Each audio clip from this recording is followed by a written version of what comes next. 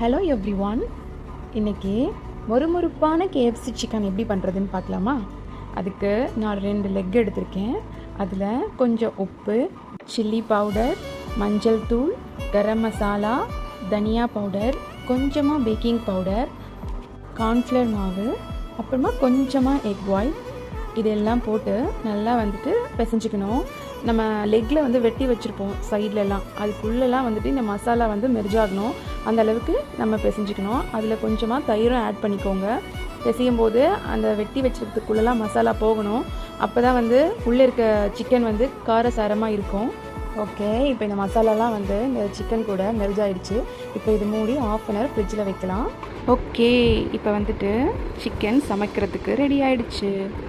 ஒரு பிளேட்டில் மைதாவில் கொஞ்சமாக தண்ணி ஊற்றி வச்சுக்கோங்க. இன்னொரு பிளேட்டில் வெறும் மைதா இல்லைன்னா பிரெட் க்ரம் கூட யூஸ் பண்ணிக்கலாம்.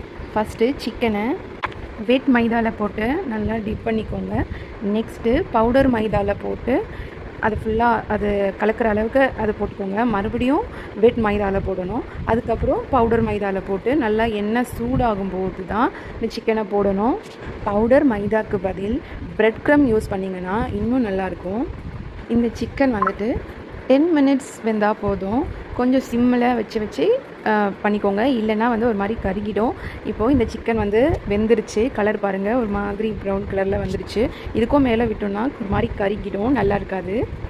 இந்த சிக்கனை சமைச்சு பார்த்துட்டு எப்படி இருக்குன்னு கமெண்ட் பண்ணுங்கள். இந்த வீடியோ உங்களுக்கு பிடிச்சிருந்துச்சுன்னா லைக் பண்ணுங்கள், சப்ஸ்கிரைப் பண்ணுங்கள்.